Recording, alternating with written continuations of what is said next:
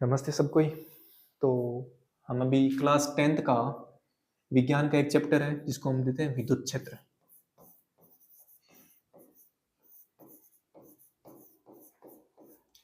शुरू करने जा रहे हैं, ठीक है। तो यह आपकी क्लास 10th का चैप्टर नंबर 11 है, ठीक है। बोर्ड में इसका 4 से 5 मार्क्स का वेटेज रहता है, ठीक है। तो अब ये होता क्या है विद्युत क्षेत्र? सबसे पहले तो चैप्टर का नाम है, उसका मतलब भी क्या है हमें वो जानना है, ठीक है।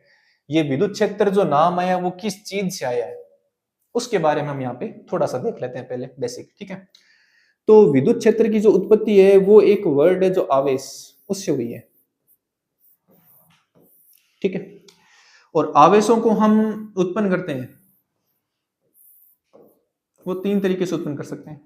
एक तो घर्षण के द्वारा, कई बार सर्दियों के अंदर आप देखते हो हाथों को रगड़ के हम गाल के ऊपर लगाते हैं, मतलब हमने घर्षण किया। घर्षण करने से क्या हुआ? हमारे हाथ गर्म हुए, मतलब वहां पे आवेश आ गया, तो वो गया घर्षण के द्वारा।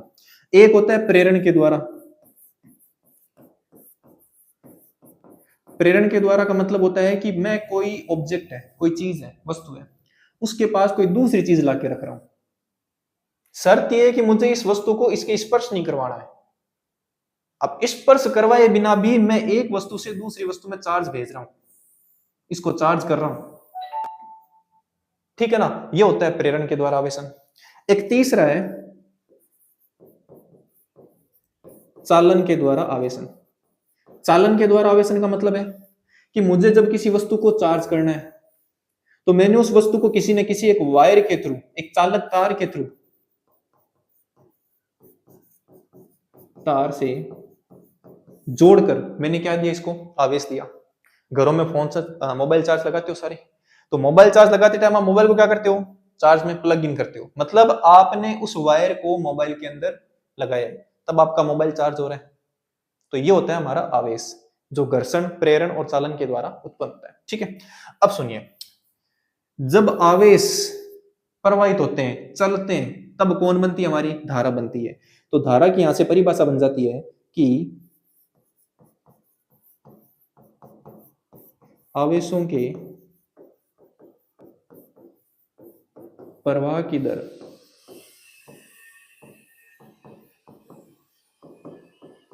धारा कहते हैं। वायर है, पड़ा है, जैसे आपने स्विच ऑन किया, स्विच ऑन करते हो तो क्या देखते हो कि भाई वहां से करंट आ रही है। अब करंट आ रही है वो तो हमने नाम दिया है, बाकी एक्चुअल में ये चीज होती है कि आवेश वहां से आ रहे हैं।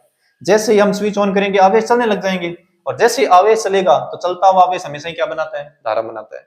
रुका हुआ आवेश कभी धारा नहीं बनाएगा, ठीक है। जैसे आवेश चलने लग जाएंगे वो धारा बन जाएगी, धारा का रूप ले लेगा, तब हम कहते हैं हमारी करंट आ रही है, धारा आ रही है, ठीक है। तो थोड़ा सा इसके आगे आते हैं। अब देखिए, विद्युत धारा की हमने परिभाषा देखी कि आवेशों के प्रवाह की दर को हम क्या बोलते हैं? विद्युत धारा बोलते हैं, बोल दिया विद्युत धारा। अब हम इसके बारे में चीजें देखते हैं। सबसे पहली बात, विद्युत धारा को हम जिस सिंबल से डिनोट करते हैं वो होता है आई। इसको इंग्लिश के कैपिटल आई से डिनोट किया जाता है। कहीं पे भी ऐसे दिया हुआ है कि आई बराबर ये, तो ये समझ लो धारा है, ठीक है। दूसरी बात कि इस जो विद्युत धारा है इसका जो मात्रक होता है वो भी एसआई मात्रक, वो होता है एम्पियर, ठीक है। एसआई मात्रक हमेशा ही वैज्ञानिक के नाम के ऊपर दिए जाते हैं, ठीक है, क्योंकि विद्युत धारा की खोज एक साइंटिस्ट हुए थे जिनका नाम है आंद्रे मेरी एम्पियर, इन्होंने की थी। तो इन्हीं के नाम पे क्या दे दिया था? इसका मात्रक दे दिया था एसआई मात्रक, जिसका नाम है एम्पियर, ठीक है। इसके और मात्रक भी है जो हम सूत्र से बनाएंगे। जैसे धारा है आई, इसका सूत्र होता है आवेश बटा समय,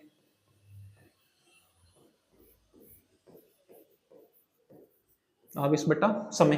अब सुनो, ये सूत्र हम परिभाषा से बना सकते हैं। कैसे? हमने धारा की परिभाषा लिखी कि आवेशों के प्रवाह की दर,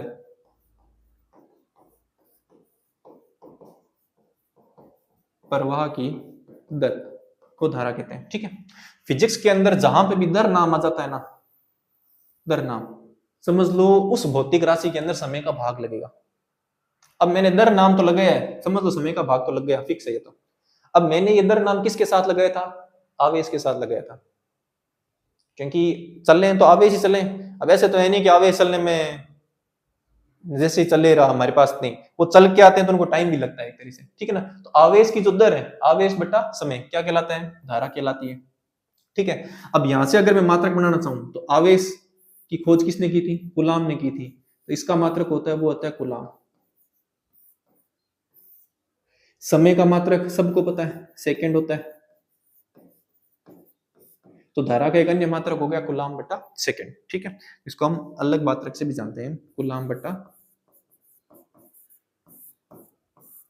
सेकंड, ठीक है। अब सुनिए, तो सबसे पहले हमने पढ़ा धारा, आवेशों के प्रवाह की दर को धारा कहते हैं। धारा की खोज किसने की थी, आंद्रे मेरी एम्पियर ने की थी। इसको हम आई से डिनोट करते हैं। इसका फॉर्मूला होता है आवेश बट्टा समय। समय क्यों आता है, जब भी दर नाम आ जाएगा हमेशा ध्यान रखना समय का भाग लगेगा। और ये जो दर नाम आए किसके साथ आए, आवेश के साथ आए, ठीक है। तो ये हो गया आवेश का, आवेश बट्टा समय कूलाम प्रति सेकंड। अब सुनिए, इसका जो मात्रक होता है एसआई मात्रक, बहुत बार एग्जाम पूछा गया बोर्ड के अंदर, ध्यान रखना। और आजकल तो एमसीक्यूज और फिल इन द ब्लैंक्स का ट्रेंड है, तो ये भी आ सकता है। तो आवेश का जो मात्रक होता है, सॉरी धारा का जो मात्रक होता है एसआई मात्रक वो होता है एम्पियर। एम्पियर क्यों पढ़ा था, रीजन पूछ ले। एक साइंटिस्ट थे आंद्रे मेरी एम्पियर, जिन्होंने विद्युत धारा की खोज की थी, ठीक है ना। जो खोज करेगा उसको कुछ ना कुछ तो श्रेय मिलना चाहिए, इसलिए उसको मात्रक रख दिया। इसका एक अन्य मात्रक कूलाम अपॉन सेकंड भी होता है, जो सूत्र से बना है। अब ध्यान रखना एक बात, ये मात्रक कब बताना होता है, ये मात्रक कब बताना होता है। एग्जाम बच्चों का कंफ्यूजन आ जाता है कि ये मात्रक कब बताएं, ये कब बताएं। तो ध्यान रखना, जो मात्रक सूत्र से बनते हैं उनको हमेशा ही हम बोलते हैं एम के एस मात्रक, सूत्र से बनने वालों को लगभग एम के एस पद्धति में आते हैं। जो मात्रक साइंटिस्ट के द्वारा दिए जाते हैं या साइंटिस्ट के नाम पे दिए जाते हैं, जैसे बल का मात्रक हमने 9th क्लास में पढ़ा था, न्यूटन होता है, ठीक है, न्यूटन ने दी थी इसलिए हुआ। कार्य का मात्रक हमने पढ़ा जूल होता है, क्यों, जूल नाम के साइंटिस्ट थे, उन्होंने खोज की तब मिला उसको, ठीक है। वैसे ही धारा है, इसका ऐसा ही मात्रक एम्पियर है, क्यों, क्योंकि एम्पियर नाम के साइंटिस्ट ने इसकी खोज की थी तब इसका नाम पड़ा था, ठीक है। तो यह कूलाम अपॉन सेकंड हो गया। आगे चलते हैं तो देखिएगा, अब इस धारा को प्रवाहित होने के लिए क्या चाहिए, एक तार वगैरह चाहिए होगा, एक माध्यम चाहिए होगा। जैसे मान लो ये कोई एक परिपथ वायर है,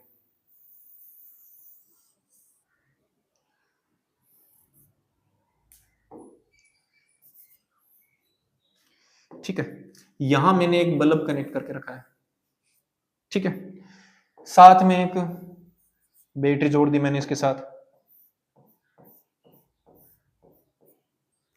ये पॉजिटिव टर्मिनल है बैटरी का, ये नेगेटिव टर्मिनल है। अब कुछ एक बेसिक बातें जो आपको बता दूं, ठीक है। पहली बात तो ध्यान रखना, जब भी किसी भी परिपथ में बैटरी जुड़ी रहती है, धारा हमेशा प्लस से कहां पे जाती है, नेगेटिव की ओर जाती है।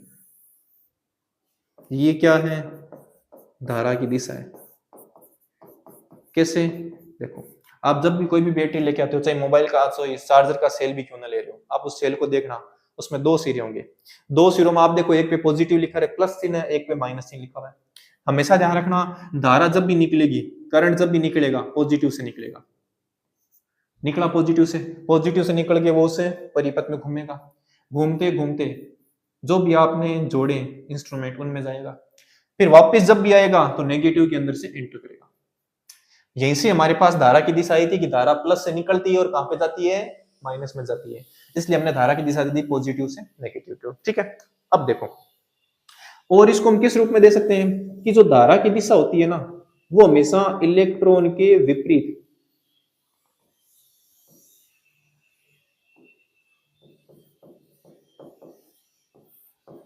इलेक्ट्रॉन के प्रवाह के विपरीत दिशा में बहती है धारा हमेशा, ठीक है। तो धारा की दिशाएं दो तरीके से दे सकते हैं, पॉजिटिव से नेगेटिव बोले वो भी सही होता है, इलेक्ट्रॉन के प्रवाह के विपरीत दिशा में बोलूं वो भी सही होता है। क्यों, सुनो, इलेक्ट्रॉन क्या होता है, खुद एक नेगेटिव चार्ज है। धारा को देखो कहां से निकल रही है, पॉजिटिव से, मतलब इसके अपोजिट है कि नहीं है, है। तो हमेशा ध्यान रखना, इलेक्ट्रॉन का प्रवाह धारा का प्रवाह एक दूसरे के अपोजिट होते हैं। अगर धारा ऐसे बह रही है तो इलेक्ट्रॉन ऐसे बहेंगे, ठीक है, अगर धारा ऐसे है तो इलेक्ट्रॉन इसके अपोजिट आएगा, ठीक है। तो ये हो गई हमारी धारा की दिशा। अब सुनिए, मेरा यहाँ पे बताने के लिए आपको रीजन क्या था, हमारे एक हेडिंग आती है विद्युत परिपथ नाम कि विद्युत परिपथ क्या होता है। ठीक है। अब देखिए इधर, यहां से बैटरी से धारा निकली, बह गई, ठीक है। आप थोड़ा सोच के बताओ, क्या अगर ये यहां से कनेक्शन टूटा हुआ रहता, क्या धारा बहती क्या यहाँ पे? पॉसिबल थी क्या कि यहां से धारा बल्ब से बह गई, यहाँ पे आ गई? बल्ब जल जाता क्या? नहीं जल पाता, ठीक है। या बैटरी को थोड़ा सा आपने डिस्कनेक्ट किया तो क्या जल जाता क्या? नहीं जल पाता, धारा ही नहीं बह पाती, ठीक है ना। मतलब इसमें करंट होती ही नहीं। करंट कब बही? कि मैंने कहा था कि यहां पे ये वायर पूरा जुड़ा हुआ है, तब बह रही है। मतलब परिपथ की परिभाषा हम क्या लिखेंगे? देखिए इधर, तो विद्युत धारा का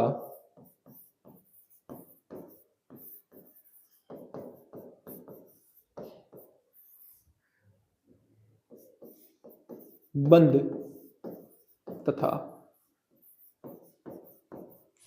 सतत प्रवाह क्या कहलाता है?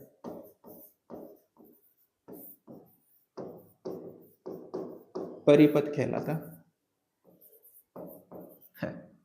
ठीक है। कि विद्युत धारा का बंद और सतत प्रवाह, देखो इधर, विद्युत धारा मतलब करंट बहेगी, बंद बंद होना चाहिए पहली बात तो। दूसरा सतत, सतत का मतलब कंटिन्यू बहनी चाहिए, ऐसे नहीं है बैटरी को बंद किया खोल दिया, बंद किया चालू किया, तो विद्युत धारा सही से नहीं बहेगी। तो पहली बात तो परिपथ हमारा क्या होना चाहिए? बंद, एक बंद में बहनी चाहिए धारा। दूसरी बात सतत, सतत का मतलब कंटिन्यू बहना चाहिए, रुकना नहीं चाहिए, ठीक है ना। अब इस वायर में धारा, जैसे ये डिजिटल बोर्ड चल रहा है, तो वायर में धारा कंटिन्यू रहेगी तभी तो चलता रहेगा। मान लो रुक रुक के आती है तो ये बंद होगा, फिर कभी चालू होगा, कभी बंद होगा, फिर कभी चालू होगा, तो इसको हम परिपथ नहीं बोलेंगे। परिपथ हम उसी चीज को बोलते हैं कि जिसमें विद्युत धारा का एक बंद प्रवाह, मतलब बंद रूप में चले, और सतत प्रवाह, उसको हम क्या बोलेंगे? विद्युत परिपथ बोलेंगे, ठीक है। अब देखिए, तो हमारे पास दो टॉपिक क्लियर हुए अभी तक हमारे पास, एक तो हमारी धारा और एक हमारा विद्युत परिपथ, ठीक है। सबसे पहले धारा को हमने क्या देखा था कि सर धारा वो चीज होती है जो आवेशों के प्रवाह की दर होती है। आवेशों के प्रवाह की दर को हम क्या बोलेंगे? धारा। धारा का मात्रक क्या होता है? एम्पियर होता है सर। दूसरा मात्रक मैंने पूछा क्या होता है, कि दूसरा मात्रक हमारे पास होता है कूलाम पर सेकंड। इसका सूत्र I बराबर Q अपॉन T होता है। उसके बाद मैंने बताया विद्युत परिपथ क्या होता है, कि जो धारा का एक बंद और सतत प्रवाह होता है उसको हम क्या बोलेंगे? हमारा विद्युत परिपथ बोलेंगे, ठीक है। अब देखिए, थोड़े से हम धारा के मात्रक की बात कर लेते हैं, फिर हम आगे बढ़ेंगे, ठीक है। सर धारा का मात्रक क्या होता है? देखिए इधर, धारा के मात्रक जैसे मैंने आपको बताया था,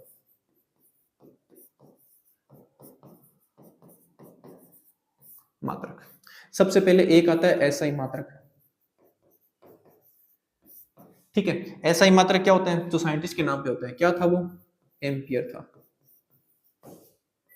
अब इस एम्पियर से हमको जो क्वेश्चन वाला होता है ना, वो एम्पियर लिखे कभी नहीं मिलता, इसके और अन्य मात्रक निकलते हैं। अन्य मात्रक क्या होते हैं? एक तो होता है मिली एम्पियर,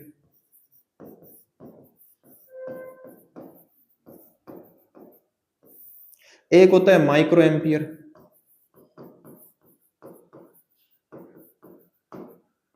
एक तो मिली एम्पियर जिसको हम लिखते हैं एम ए से, एक होता है माइक्रो एम्पियर जिसको हम लिखते हैं म्यू ए से, और एम्पियर को हम लिखते हैं ए से, ठीक है। अब देखिए इधर, अन्य मात्रक मिली एम्पियर और माइक्रो एम्पियर भी लिखा हो मिल सकता है। मिली एम्पियर में कितने एम्पियर होते हैं आपसे कोई पूछ ले तो ध्यान रखना 10 की घात -3 एम्पियर जो होते हैं। माइक्रो एम्पियर कितने एम्पियर के बराबर होता है? आपको ध्यान रखना 10 की घात -6 एम्पियर के बराबर होता है ये माइक्रो एम्पियर, ठीक है। इसका एक और मात्रक मैंने बताया था आपको जो फॉर्मूले पे था, तो धारा का मात्रक क्या था फॉर्मूले वाला? कूलाम अपॉन में सेकेंड,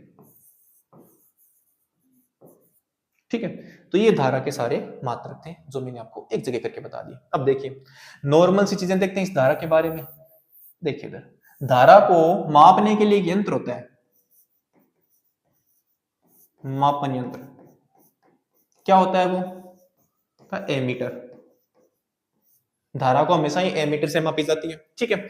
इस एमीटर को, जो हमारा विद्युत परिपथ होता है, उस परिपथ के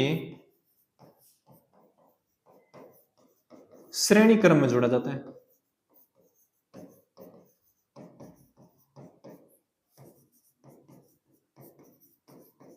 ठीक है।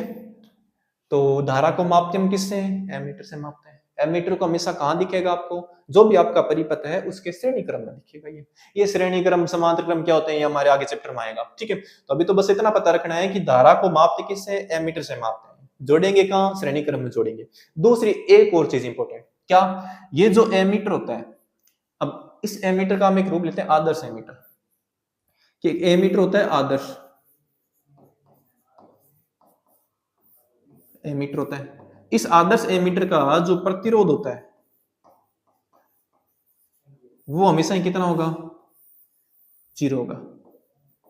आदर्श एमीटर का जो प्रतिरोध होता है वो कितना होगा, हमेशा ही 0 होगा। ठीक है, तो ये था हमारा धारा का पूरा एकदम टॉपिक। ठीक है, तो धारा का टॉपिक खत्म होता है यहाँ। एक छोटी सा टॉपिक था जिससे बहुत सारे क्वेश्चन बने हुए भी हैं और बनते भी हैं। ठीक है, तो ये सारा था। आगे देखिए,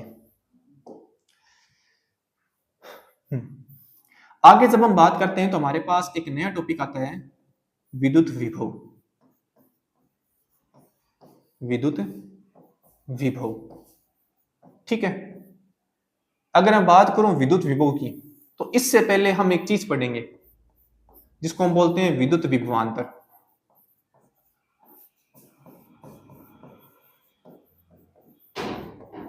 विभवांतर, ठीक है, इसको हम इंग्लिश में बोलते हैं पोटेंशियल डिफरेंस।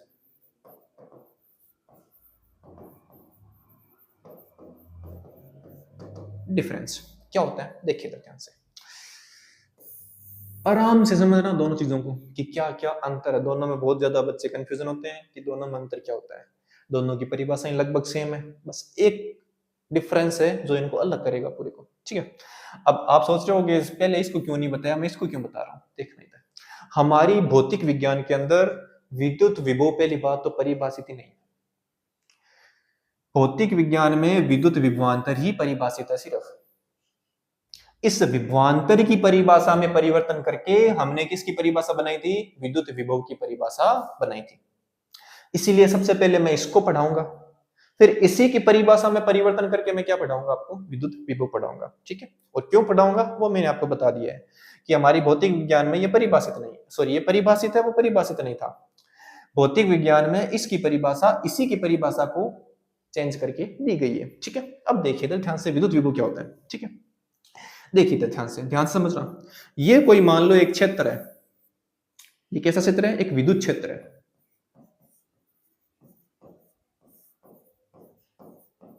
कैसा क्षेत्र है, एक विद्युत क्षेत्र है। ठीक है, इस विद्युत क्षेत्र के अंदर एक आवेश पड़ा है, यह आवेश है, मान लो ये Q है। ठीक है, और इस आवेश को मैं इस A पॉइंट से कहां तक, इस B पॉइंट तक लेके जाना है मेरे को। ठीक है, आवेश पड़ा है, मुझे इस ये A पे है आवेश, अभी मुझे इस आवेश को A से कहां पे लेके जाना है, B पे लेके जाना है। अब मैं लेके जाऊंगा, क्या करना पड़ेगा मुझे, कार्य करना पड़ा कि नहीं पड़ा, करना पड़ा, बिल्कुल। परिभाषा बन गई।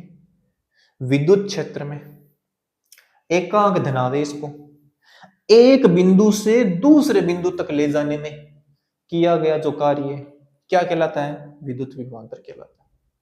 ठीक है, देखिए इधर विद्युत क्षेत्र में किसी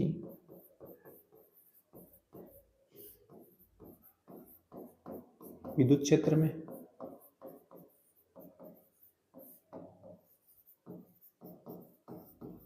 एकांक धनावेश को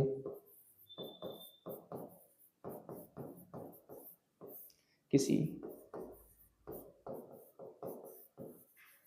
एक बिंदु से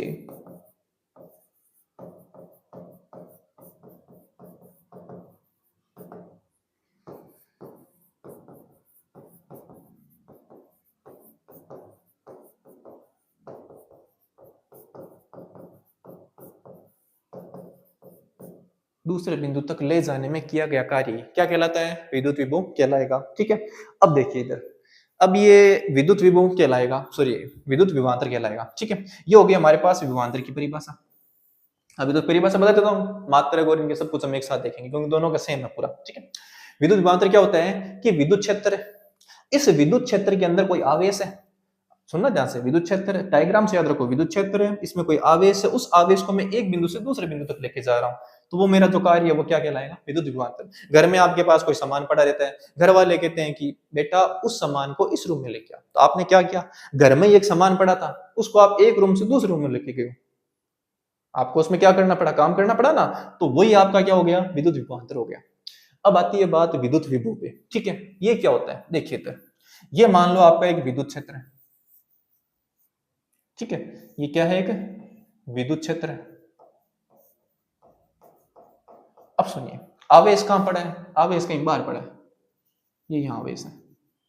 अब ये बाहर कहां है हमें पता नहीं, हमने इसको क्या कह दिया कि ये अनंत पर है। कहां है ये, अनंत पर है। और विद्युत क्षेत्र में एक पॉइंट है, यहां तक लेके आना है। अब सुनिए, अनंत पर स्थित किसी आवेश को, आवेश है ना, कहां पर स्थित है, अनंत पर, कि अनंत पर स्थित किसी आवेश को विद्युत क्षेत्र में किसी बिंदु तक ले जाने में जो किया गया कार्य होता है वो होगा हमारा विद्युत विभव। दोनों में फिर से सुनना क्या अंतर है, विद्युत विभवांतर क्या होता है, विद्युत क्षेत्र में ही है, बस आवेश को एक जगह से दूसरी जगह लेके जा रहे हैं विद्युत क्षेत्र में ही, वो तो है विद्युत विभवांतर जो कार्य हो रहा है। विद्युत विभव क्या होता है कि आवेश कहीं अनंत पर पड़ा है, अनंत पर आवेश, कि अनंत से किसी आवेश को विद्युत क्षेत्र में लेके आ रहा हूं मैं, ठीक है, तो उसमें जो मुझे कार्य करना पड़ेगा ये कार्य क्या कहलाएगा, मेरा विद्युत विभव कहलाएगा, ठीक है। तो इसमें तो हम विद्युत क्षेत्र में एक जगह से दूसरी जगह लेके आ रहे हैं, मतलब घर में कोई सामान पड़ा है उसको मैं एक रूम से दूसरे रूम में लेके जा रहा हूं, वो तो मेरा विभवांतर है। बाहर से कोई सामान लेके आ रहा हूं अंदर, वो मेरा क्या है, विभव है, ठीक है। ओके, तो आज आया समझ में आपको, धारा क्या होती है, परिपथ क्या होता है, धारा के मात्रक क्या होते हैं, विद्युत विभव और विभवांतर, जो बच्चों की बहुत ज्यादा कंफ्यूजन में रहता है कि परिभाषा में क्या अंतर है, रटते हैं, फिर रटना नहीं है, बस इतना सा पता रखो, विद्युत क्षेत्र में एक बिंदु से दूसरे बिंदु तक जाना है, ठीक है, वो विभवांतर है। और अनंत से किसी विद्युत क्षेत्र में स्थित बिंदु पर जा रहे हैं तो वो है विभव, ठीक है। Okay, thank you.